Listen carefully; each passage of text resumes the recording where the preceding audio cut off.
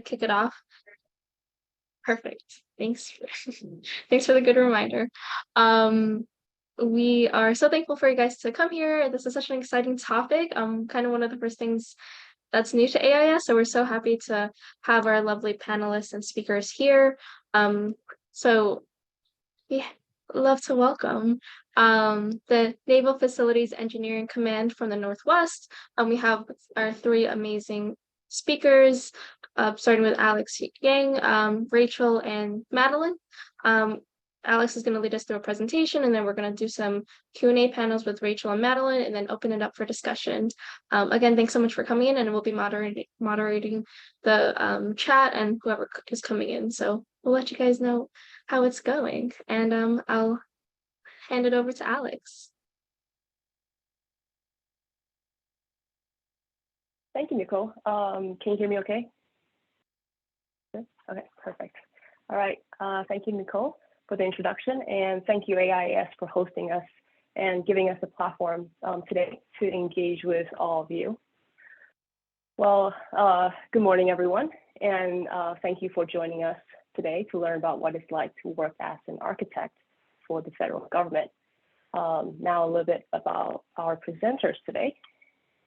So as Nicole introduced, my name is Alex Yang, and I am a registered architect that has been working for the federal government, or more specifically, NAVFAC Northwest for the last 5 years. And previous to that, my private sector career was focused on low-income housing and historic preservation.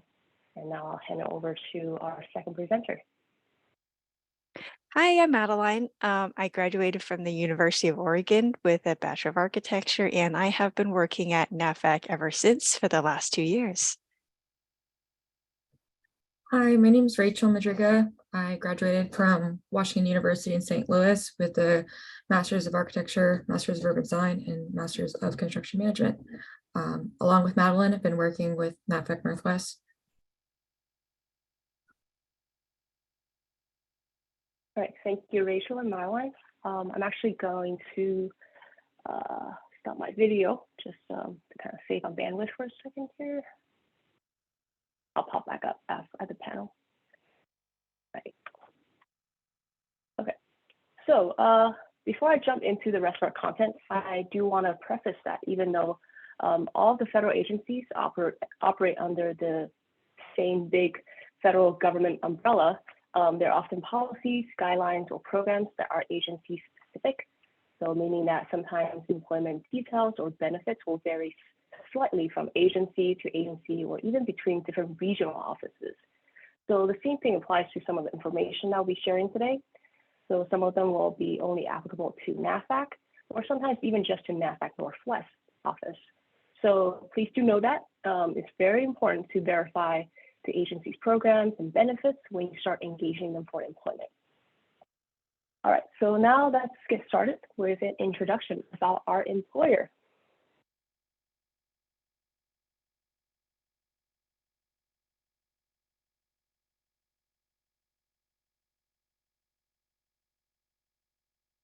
Is it going? Okay, so can you all see this next slide? Okay, good, thank you. All right, so who are we? Who is NAVFAC? Well, we are the Naval Facilities Engineering Systems Command. We are a Department of Defense command that is responsible for all of the Navy's shore facilities from cradle to grave. So that means that our team, we plan, we design, we oversee construction, demolition, and provide facilities maintenance for all the Navy buildings and facilities that is on land. And so I'm guessing some of you might be wondering, well, since we're talking about the Navy, what about the facilities in the ocean or in the air? Well, for anything in the ocean or in the air, we do have a separate command called NAVSEA and NAVAIR for that figure. We kind of stuck with the theme on the name there. And while we do mainly support the Navy-related commands, we also provide services for other agencies as well. So especially in the instance where the Navy is on a joint base or joint location with other agencies, such as the Army or the Air Force. And you can see some of the commands that we support on the left over there. And as many of you probably already know, Our Navy has a global presence with installations all around the world. And since we, NAVFAC, are the command that build and maintain those buildings, that means that we have regional and satellite offices around the globe as well. And most of which are shown on this map, and the locations that's indicated within the blue ribbon below there. And to provide some context to what you're seeing there, so we don't use the term like regional or satellite offices like the private sector. So what is shown on here in the legend as the 2-star box, that is our headquarters, which is what we call our Echelon 2 office, and is located in Washington, D.C. The 1-star is our Echelon 3 office that's similar to let's say like a regional office. So there's one in Pearl Harbor, Hawaii, and one in Norfolk, Virginia. And then the little green dots are considered the Echelon 4 offices, which is kind of similar to a sub-regional office. And so all of your presenters today are from the FAC Northwest, which is the Northwest sub-region office. And as implied in the blue ribbon below, all these global office locations they equate to job opportunities worldwide.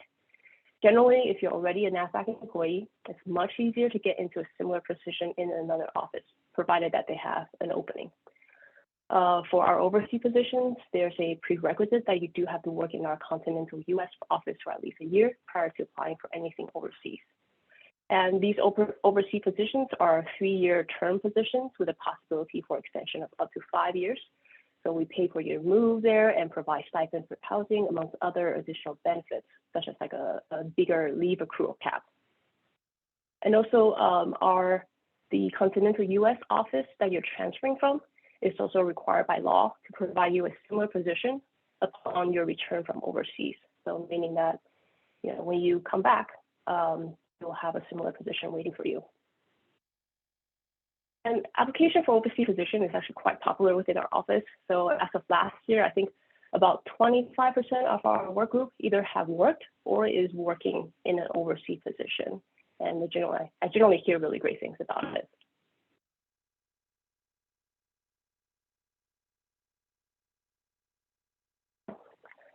All right, now let's bring things back to the continental US and Northwest level.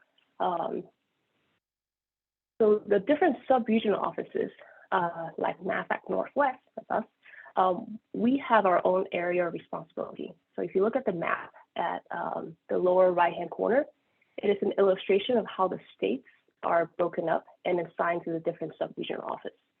The ones that highlighted in blue is NAVFAC Northwest's area of responsibility. It extends from Alaska to Montana, all the way down to Oregon. And so that kind of means that we can have any projects that's within there, any naval facility buildings, we are responsible for those. And sometimes we travel to go to those regions to work on projects. Now, zooming in even further, if you take a look at the big map of Washington State, you can see all the different public work offices, which is kind of similar to a satellite office. And they're scattered across the Western Washington region. And our sub-regional headquarters office, which is at Naval Base Kitsap Bangor, which is where the 3 of us work, it is located about an hour from the city of Seattle.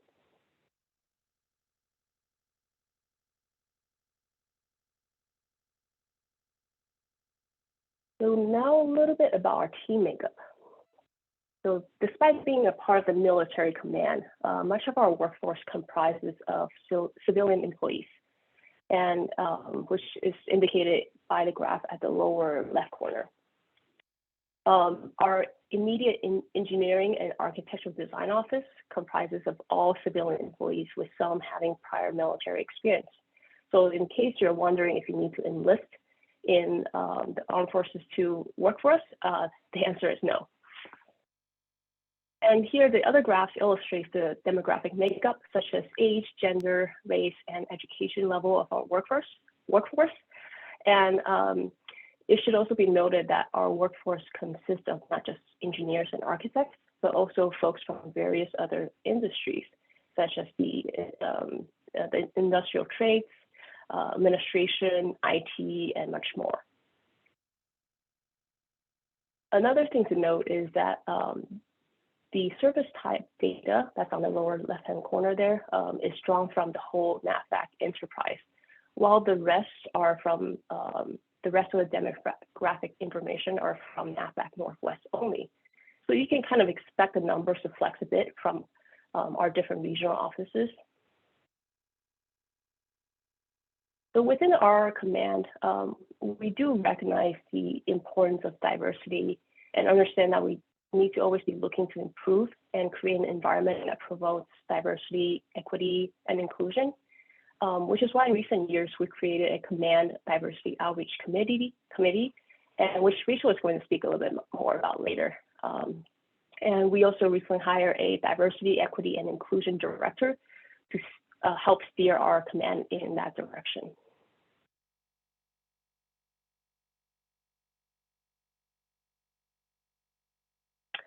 All right, so now let's talk about what we are all passionate about, buildings. So unlike most private sector firms where they may focus on a few specific building types, NAVFAC has a much wider portfolio of building types than your typical firm. And the reason being that within a naval installation, which essentially is kind of like a small city, you're going to need all the similar building types within the typical city to be able to run it. So though we do have a few unique building types that you probably won't see in standard cities. So we have the essentials like hospitals, administrative buildings, and instead of an airport, we have hangars and airfields for naval aircraft like fighter jets. And instead of piers for cruise ships and cargo ships and personal recreational boats, we have piers and dry docks for naval crafts like submarines and aircraft carriers, which is really cool. For community support buildings, we have housing, community centers, chapels, restaurants, even, believe it or not, we have even dock kennels, which is actually an ongoing project that Rachel worked on recently. So with this type of setup, you actually get exposed to a wide spectrum of project types. And this type of opportunity is really suitable for people that really love to be continually challenged technically, because you're always constantly learning about different types and different technical requirements.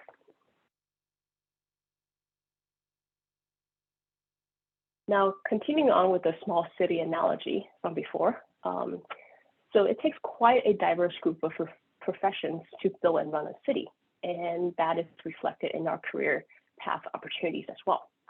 So within NAVFAC, we have over 120 different positions across industries from design, engineering, industrial trades, transportation, administration, and IT, and more.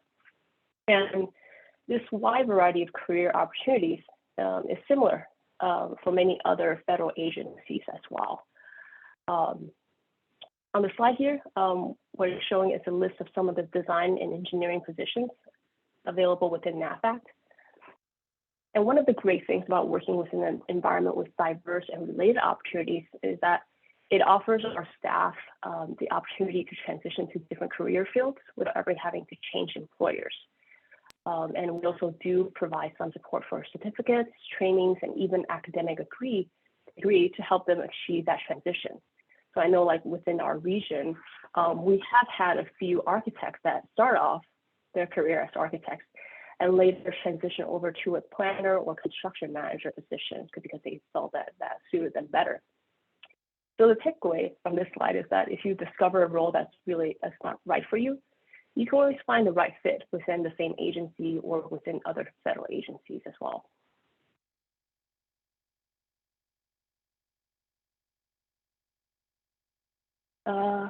So why work for the federal government? Well, so aside from some of the cool projects that you can be exposed to, most people cite the top 3 reasons being the ability to make a difference, competitive salary, and benefits. Making a difference, a lot of people find it to be a good way to give back and serve. It's a really good platform to influence change within the government. And I think the quote from Gandhi stating to be the change that you want to see in the world kind of summarizes it really nicely.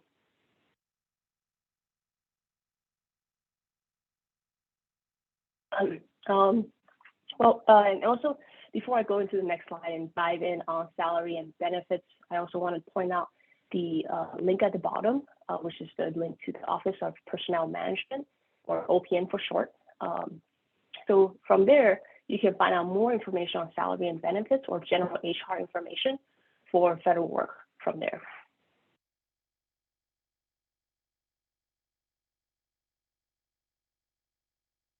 So in terms of salary, here is a salary comparison chart between AIA's survey salary calculator for the Pacific Division compared to the OPM general schedule pay table for the Seattle locality. On the column for starting salary and recruitment incentive is the federal data, and then the industry median is the AIA data. And I'll go over the GS level and the EADP program in a little bit. So reading down the chart from year 1 to year 6, you can see that while the difference between the private sector and the federal pay is small in the beginning, by year 6, we're looking at almost $30,000 higher pay with the federal government. And I do also want to clarify that the projected starting salary and incentive here are for discussion purposes only. So the actual starting salary will be based on experience, credentials, and qualifications that is set by our HR office at the time of the offer. But what that also means that is it's depending on your experience, your salary could be much higher than what's listed here. Now let's take a more detailed look at how federal salary works within the general schedule. So what you see here is what we call the general schedule pay table. It lists the set salary for different grades for the next 18 years. And what this type of pay system offers is a transparent and standardized pay system that is tied to the grade that you're in, which is really great because it also means that you never have to ask for a raise because you know exactly when your next pay bump is coming. So using this table, you can easily see how much you'll be making each year based on your grade. And it should also be noted that the table is adjusted yearly in consideration for COLA, which is the cost of living adjustment. So the one we're seeing here is the one for 2023. So how you read the table is that on the y-axis, here, you have the grades, what we call the GS grade, which is kind of like the hierarchy of positions with 1 being the lowest and 15 being the highest. And then on the x-axis here is the steps within each grade. And there is a total of 10 of them. And each person's salary is determined based upon the GS grade and step that they're in. So for a recent grad with no experience, you could potentially come in at a GS7 level. So that's like right here. And be on what we call ladder position, where if you have good performance, you're automatically promoted every year until the GS12 level down here. And that's the role that's highlighted in yellow. So GS12 is a cap for our ladder positions. So for anything above a GS12, you have to apply for a promotion. But before that, it's automatic if you perform well. So let's say you joined our team, did a fantastic job, and at year 4, you could be at the GS12 level. And I know the math doesn't add up, but for some reason, we skip 8 and 10, and there's a whole HR reason for it, but I'm not going to dive into that. But we do skip, so it could be as little as I think a little bit less than 4 years actually to get to a GS12 level. And at this point, if you don't, when you reach GS12, if you don't apply for a promotion, you start moving right when you read the chart. So you start moving right along the highlighted yellow axis on each chart. So for your first year at the GS12, you'll be making $92,000, and the next year, on the anniversary of your promotion to a GS12 level, you start making $95,000. As indicated earlier, these charts, they get adjusted every year. So it's most likely that once it gets adjusted, the pay will be a little bit higher than what's here. And so you kind of just move along until you apply for promotion. It should also be noted that these steps, they have a different rate in which they move up. So between step 1 through 3, you move up on an annual basis. Between step 4 and 6 is every 2 years. And then the rest 7 to 9 is every 3 years. And that's why even though there are 10 steps, it takes 18 years to kind of go through the whole thing. Well, that's probably a lot of information. So I provided a link down there with the to this particular pay table for the Seattle locality for 2023, and also a link on how to read these GS tables as well. And also it should be noted that depending on the agency, there's no licensure requirement up to the GS-12 level. So depending on where you are on your licensure journey, it could be a good thing. So because up to the GS-12 level, your pay is not contingent on whether you're licensed or not.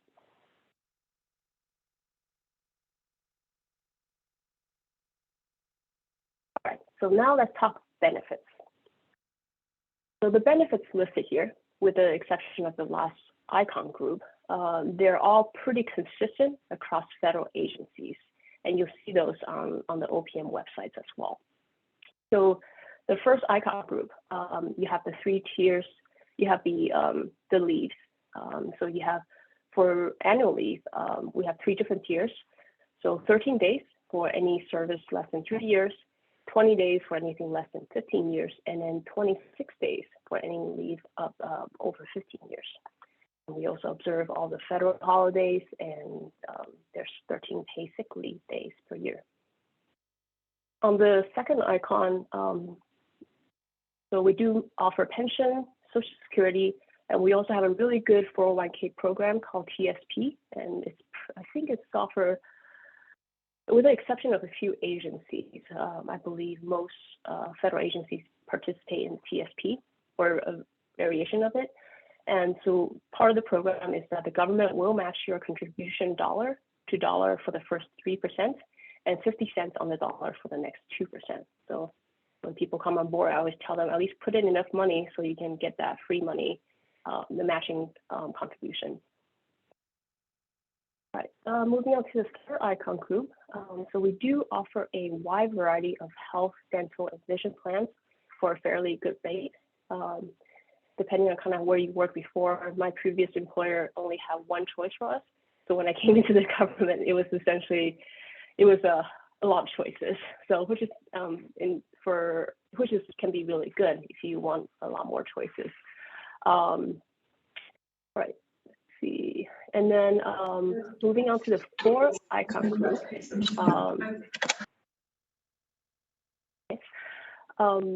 So we do offer, let's see, on overtime. So even though we are salary based on the chart before, we do offer overtime or comp time for any hours worked over 40 hours work week. And depending on your GS grade, the overtime wage could be a little bit more than what your kind of standard calculated wage is.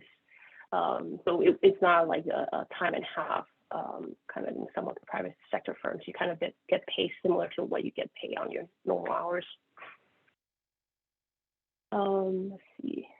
We also offer transportation incentive programs where you could apply to get your bus passes, or in my case, your ferry boat passes covered.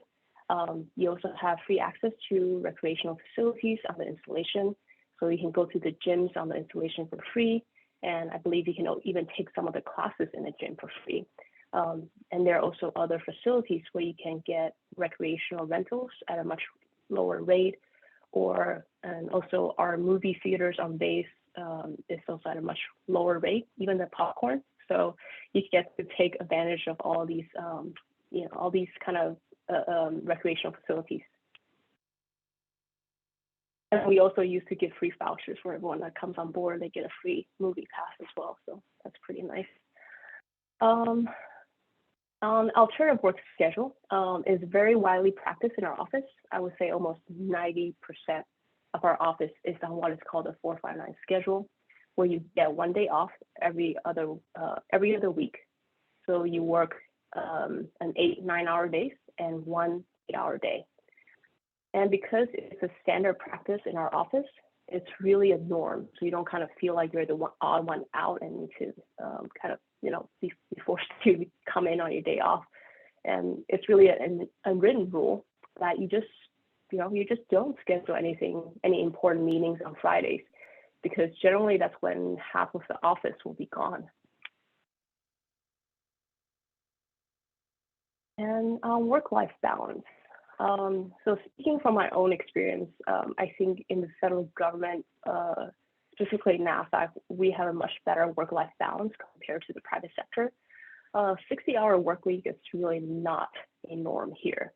We do have the occasional deadlines to meet, but in general, overtime is relatively infrequent. I came from a private sector firm where a 60-hour work week is not the norm, which was great. But on the whole, I still think that work-life balance is much better with the federal government. And plus, with any overtime I work, I actually get paid for it. So that was a huge plus for me. And then Rachel and Madeline also speak more on their own experience during the panel section as well. And the last one on this icon is job security. So as many of you probably already know, the federal work is not as susceptible to the fluctuation of the market, which helps a lot with job security. And also we have a lot of regulations with OPM that have standardized policy for in case that we need to cut jobs. But we can't do layoffs the same way that the private sector does. So there's a lot of rules in place to help with that. Okay, now moving on to the last icon group. It should be noted that we are a public service loan forgiveness employer. So if you have student loans, you could be eligible for loan forgiveness by working for NAVFAC for a required amount of time. And next, we also have many advancement opportunities, especially if you go to our headquarters office, where there are a lot more of the GS-14 and beyond positions. Though we do have quite a few within NAVFAC Northwest as well.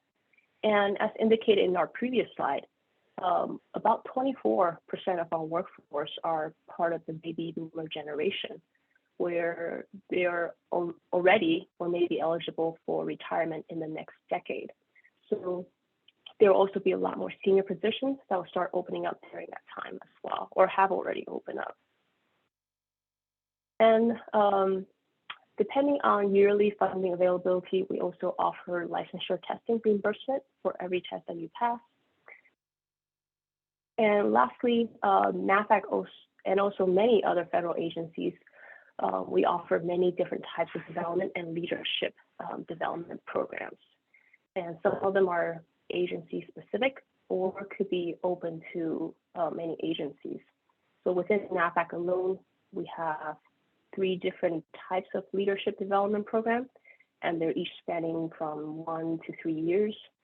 And there are also more than a dozen other external NAVFAC programs that we have access to. And a lot of these also come with opportunities to travel to different locations for training as well. We also have many entry-level training programs, one of which is called a PDC, and that's the one that Madeline and Rachel is going through or have gone through. And then recently, we just came out with a new development program called the EADP, which is a development program specifically for engineers and architects. And I'll be covering that that will be my next and last topic for the information section. But before moving to that, I also want to note one more benefit that is not often talked about but listed on websites. So by becoming a federal employee, you essentially have your foot in the door to many other federal agency opportunities as well. So you have closer access to the employment network, and not to mention within the federal government, we have our own structure and processes and procedures that's fairly unique. So if you have already worked for a federal agency, you have a much higher chance of getting hired in another agency due to your transferable federal knowledge. It could vary slightly from agency to agency, but on the whole, you already kind of know the kind of the overall knowledge. So yeah, so generally, so that's less training for the employer. So generally, that makes it make you a much more attractive candidate as well. And within our office, we actually have many people that have worked within many different other agencies as well. So such as the Air Force, Army, and National Park Services.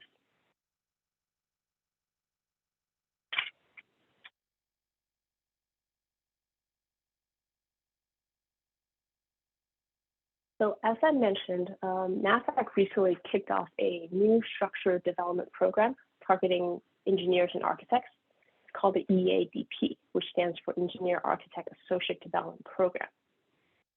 Within the program, we utilize the 7-20-10 learning and development model, where the staff spends about 70% of their development through job training, hands-on tasks, and rotations to different positions, such as construction management, to learn about all the different aspects of design and construction. And then there's the 20% that is focused on the social aspect, which equates to informal and formal feedback from supervisors, mentors, and peers. And there's also a formal structured mentorship program where the supervisor will work with you to identify the right mentor for your development. And we generally have a less than 1 to 10 supervisor to staff ratio, so you have a lot more face-to-face time with your supervisor. And the last 10% is the formal training, which we offer through various channels. We have enterprise-wide and also local technical and soft skills training that's both in person and virtual. And then within our own design group, our immediate design group, we also have weekly technical trainings every Wednesday.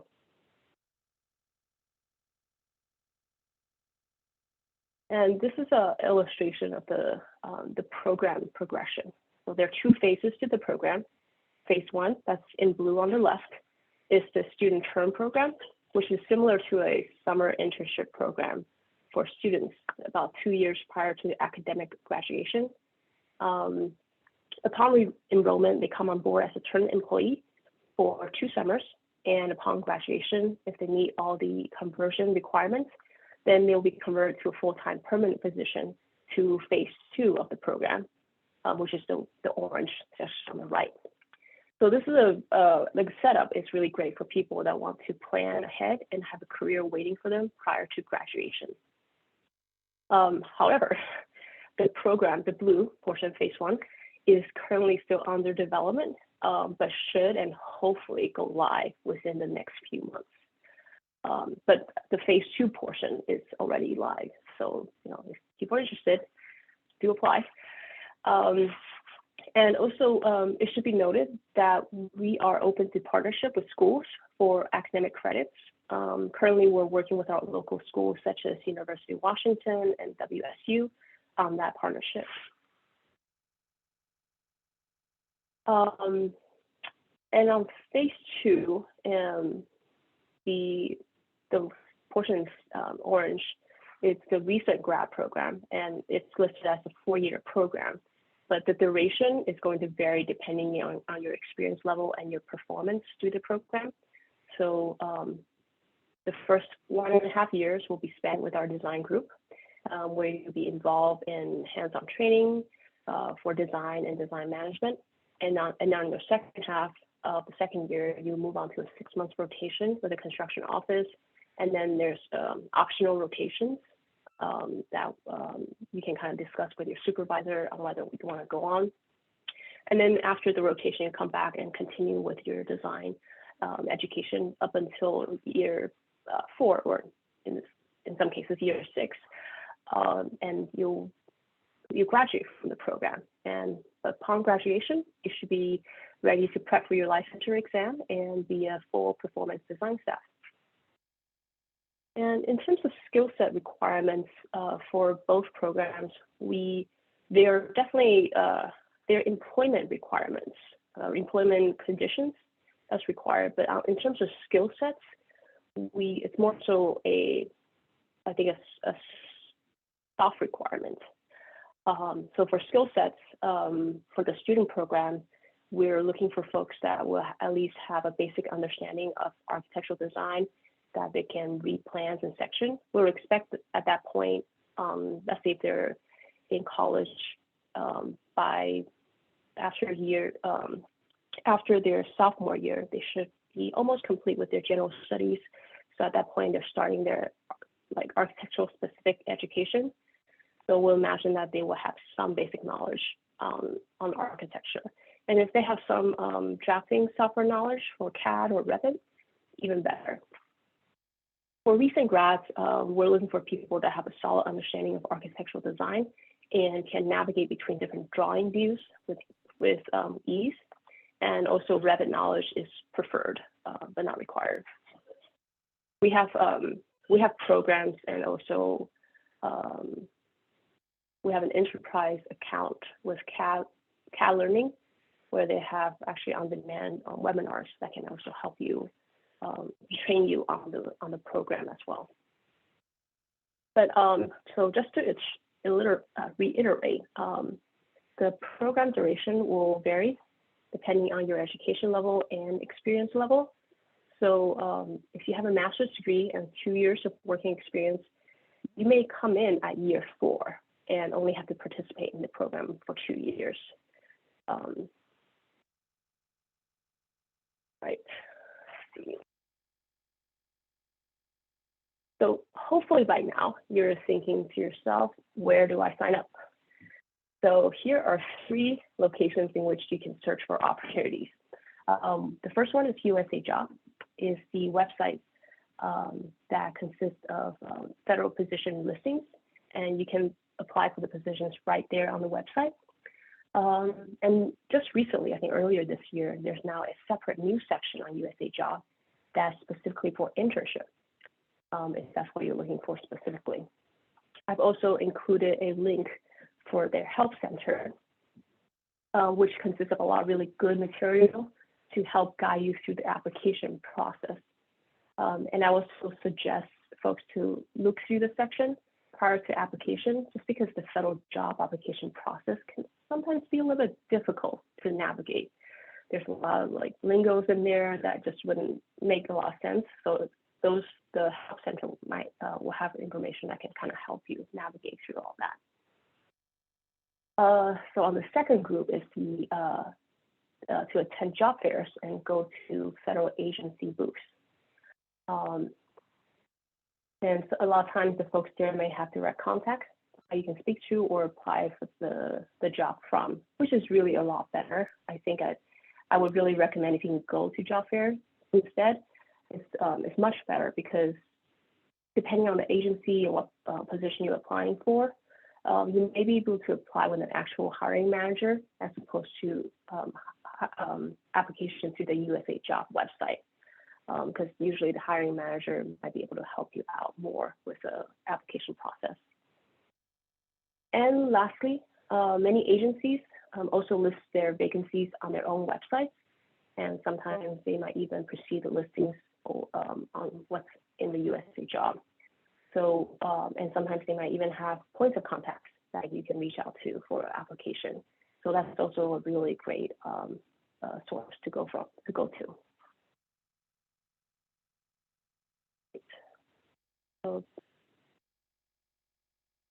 I think we're moving on to the panel portion of our presentation, but I'm gonna jump ahead for a minute here. Just wanted to mention, so here's my contact information. If anybody is interested in applying for a position with NAVFAC Northwest, or would like to ask more questions about what it's like to work as a federal architect, I'll be more than happy to answer all your questions. I also wanted to mention that NAVFAC Northwest, we are growing. We're hiring a lot of architectural positions of all levels. So so yes, if you're interested, please reach out to me. All right. Okay. So for the panel portion,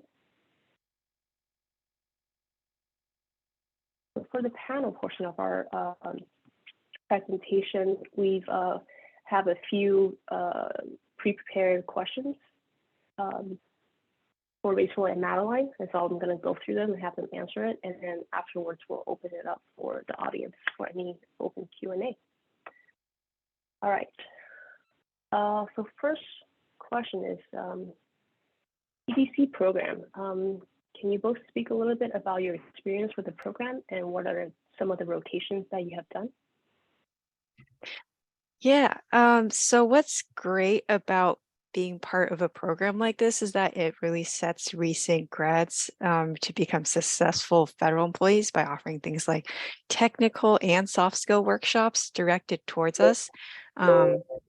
And for rotations, being able to work in other groups, both internal and external to NAVFAC, is also a really beneficial experience that you get under the internship program.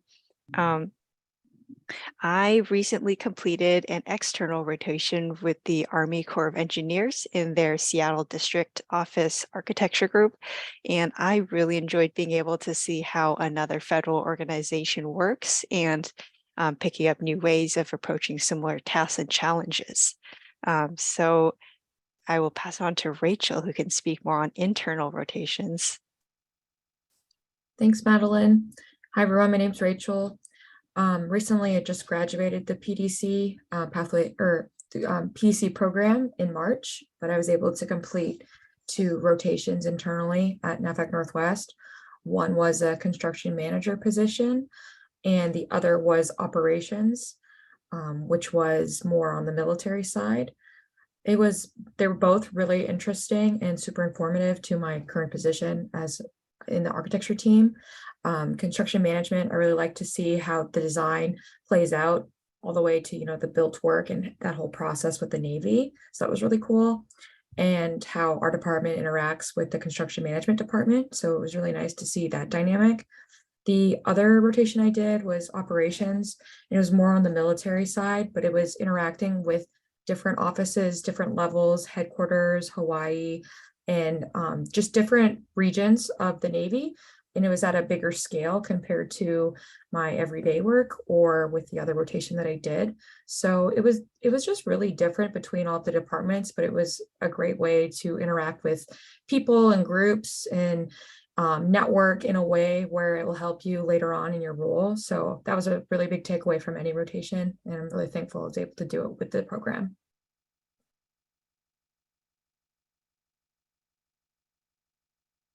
Thank you. Question number 2, what are some of the projects that you have worked on? So far, I've been able to work on an HVAC repair upgrade project as an architect. I worked closely with engineers in kind of a more supporting role. And more recently, I'm working on a child development center. And I've been on the project since the early pre-design process, and we are now going into the construction document phase. Similar to Madeline, I also worked on an HVAC project, a renovation, a small RFP with a dog kennel. I also was working on 2 different childcare development centers, some design work, some CD work. And since I've moved around a lot with my rotations, I've been on various projects, some waterfront stuff. I've also been fortunate to work with the Diversity Outreach Committee. Alex mentioned it earlier. It's a committee within our command. So I've worked on a lot of diversity and engagement projects, presentations, and full command events. So that's been really cool and fun. It's like a collateral duty. So doing things outside of architecture as well, and just really engaging, and it's very different every day.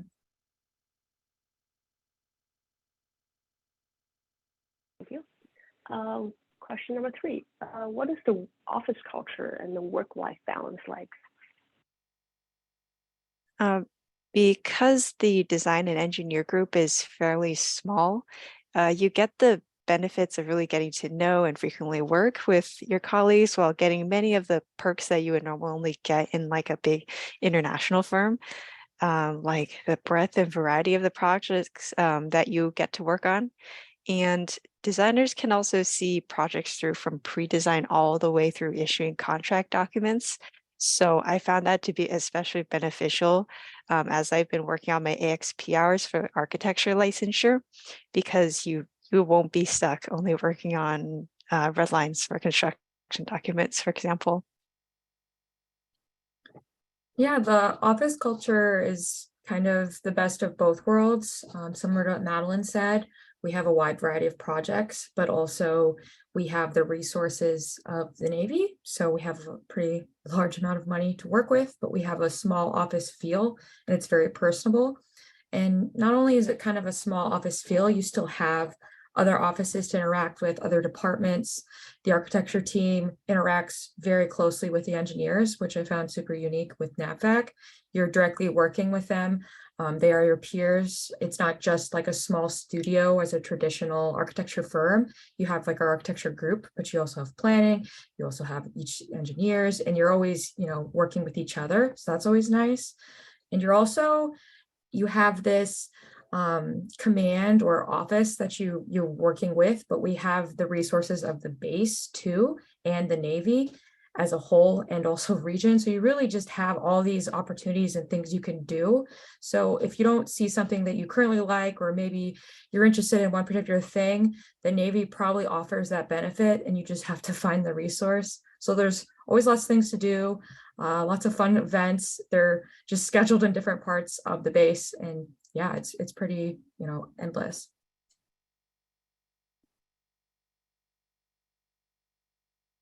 Thank you. I also want to add that we actually sit next to our engineer, so you could be working on a project and you have a structural question, you could literally just look over and be like, hey, how do I, can we just figure this out really quick instead of having to schedule a meeting for the next day or something like with a consultant. So that's really neat. All right. Question number 4. What does your day-to-day look like? Well, for me on the project I'm working right now,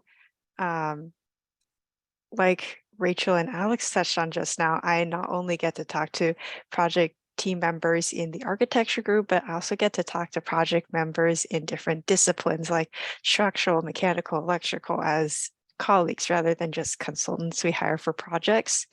And work-life balance, once I log off, I get to log off. So unless you have to do some paid overtime to really get that deadline in, you're not expected to do things like answer work emails after hours. Yeah, the day-to-day, it's really, I'm going to say self-determined in a way. It's not the same thing every day. You're not stuck doing one task all day, or only doing red lines, or only working on this project, or unless you're on a really, really big project or something and there's a deadline, but you have all kinds of stuff you're doing. So one day you could be in a bunch of meetings, or you could be doing training, or you could be working on one project or another, or maybe you're assisting in another project, or maybe you're managing in something else, or maybe you're working on some stuff for diversity outreach. Like there's all kinds of tasks you can be doing, and it's really how you manage them based on your deadline and what's given to you. So it's really dependent on your willingness and how you work. It's very flexible, similar to the work-life balance. You are paid for all of your time. Once it's 5 o'clock, 4 o'clock, or whatever your scheduled time is, you can turn your computer off quite literally and disengage from that until the next workday. No one's expecting you to, respond to emails, be attentive, nothing like that. It's very relaxed. And with the work-life balance, we have a lot of leave, a lot of vacation time. We have schedules that you can work out. Alex mentioned one of our common work schedules. I currently work a 4-10, where I work 4 days out of the week and I have a day off. So I have 3 or 4 day weekends, depending how the day is set. So it's a pretty flexible schedule. Certain positions and offices do teleworking. It's really a really nice balance for a government position, and pretty happy with it.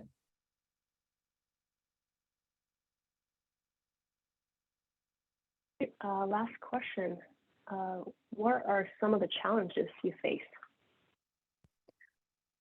Well, 2 of the big ones that I noticed, or 2 of the unique ones I noticed are the bureaucracy and the customers. when I came on board, there was quite a bit of a learning curve for me to figure out how to navigate the standard documents, processes, acronyms, especially. But once you become familiar with it, it almost becomes like second nature. Another part of that is that a lot of deadlines and budgets are tied to congressional appropriations and decisions. And the customers that we work with are also very unique compared to the private sector.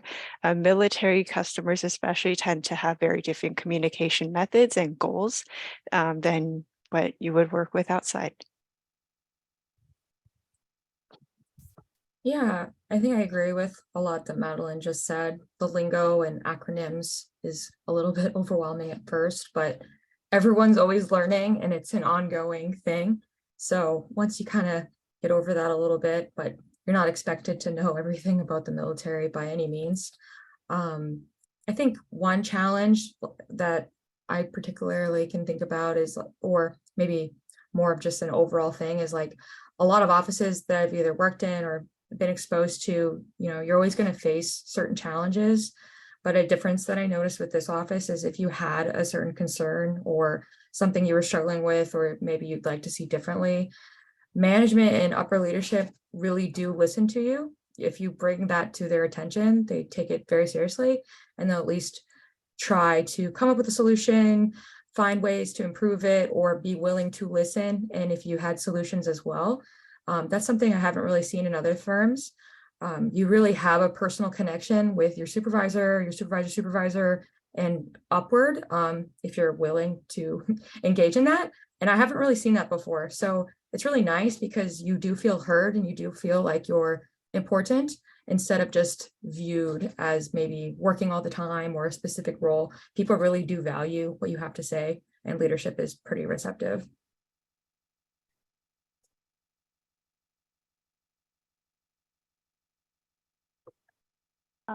Thank you, Madeline and Rachel. And I think so. That was the last of our questions. So I think we'll open it up for the open Q&A. Nicole, do we have anything in the chat? Nothing in the chat yet, but anyone feel free to either direct message me or put it in the chat, or you could unmute and ask it yourself. I have a question. So I guess going back to on a day-to-day, and I saw it mentioned earlier, quality assurance. How much on a day-to-day do you use the national CAD standards, or do you implement it into the training, or how does that work? Yeah, I'd say we stick pretty closely to a lot of the guidelines mentioned in the CAD standards. We especially use a lot of the standards that are written up in the USACE, what's it called? USACE CAD graphic standards. They've got 2 manuals that we reference quite frequently. And Alex is the head of the QA quality assurance team. Yeah, I guess I can speak a little bit on that too. So we follow the, like Madeline mentioned, we follow the US, the USACE, the Army Corps of Engineer CAD standards. And then if there's anything and then after that, if it's silent on anything, we go to the national CAD standard. And so we follow it really closely, and within our training, we also have sessions that we talk about it as well.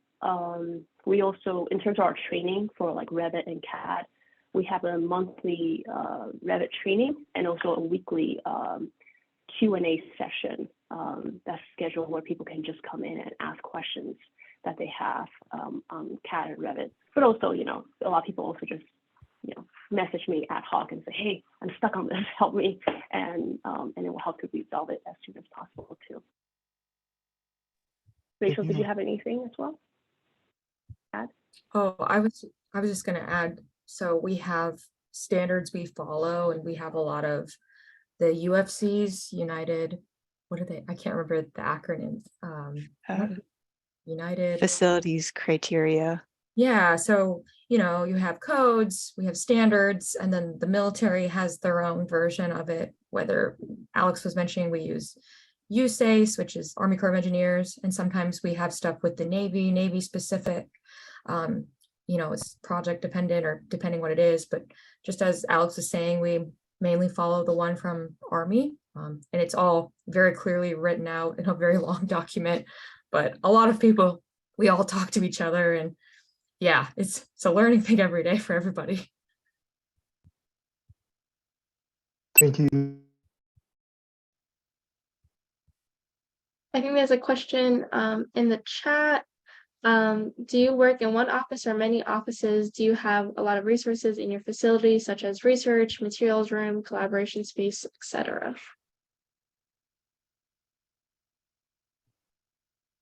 I can answer this. I think it's dependent on the person. So first, if you are teleworking, or if you're coming in like once a week, twice a week, or whatever it is you've agreed to, I can't speak to certain positions or the future, but currently I'm required to come in once a week. You can come in more if you'd like. It's not like, but it is, at least that is the amount that I've negotiated for. So with that being said, we have really nice desks. We have stuff that move up and down, and it's a really big desk, a lot of shared space, probably one of the nicest ones I've had. I've worked in 3 different parts of the Navy. I really like where our office is at Northwest. It's a really nice building. We have a bunch of conference rooms. There's lots of places to eat on the base. You do have discounts for lots of things. For resources, we have tons of training. We have online study materials. We have a library we're working on. A lot of people are really collaborative in sharing. Madeline and I are both in the exam and, or I'm sorry, in the licensure process. So we've both been kind of sharing resources. And so if it's in regards to that, there's a lot of things, but the office you work in kind of depends on the position you have. So when I did construction management, I was in a different office. It wasn't as nice as the one here, but you know, it just really depends what type of position you take.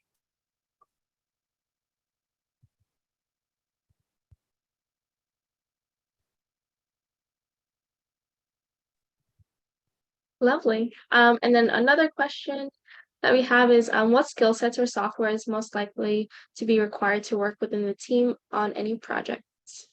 And I'll put it in the chat too. I'll answer that one. So I would say Revit would be the priority program software to know. And even if you don't know Revit, like I said before, we do have trainings. We have our monthly training. We have our weekly Q&A session.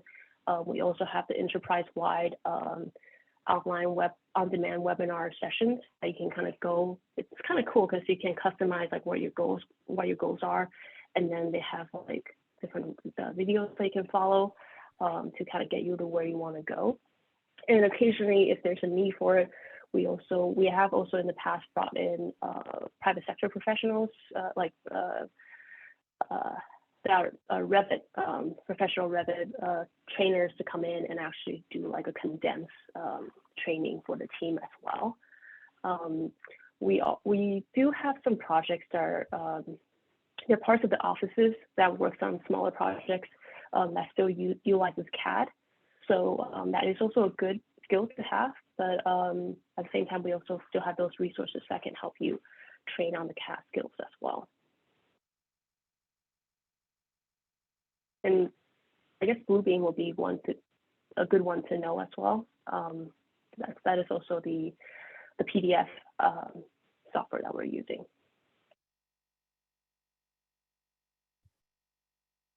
Lovely. I know we're at 1:30, so is there any last questions from anyone? All right. Well, I don't want to hold anyone up any further. Thanks so much for the amazing presentation and all of your times. Again, this is kind of new to AIAS, like talking about this, so we're super excited to kind of kick this type of conversation off. And thank you for all the attendance. As you can see on the screen, you have Alex's contact information. And again, thank you so much. And we'll let everyone enjoy their mornings, afternoons, wherever you are. And we'll also be posting with a recording of the webinar, this or an annotated version of Alex's presentation, so that you can have this information as a reference. So again, thanks so much to Alex, Rachel, and Madeline for your time. Thanks for having us.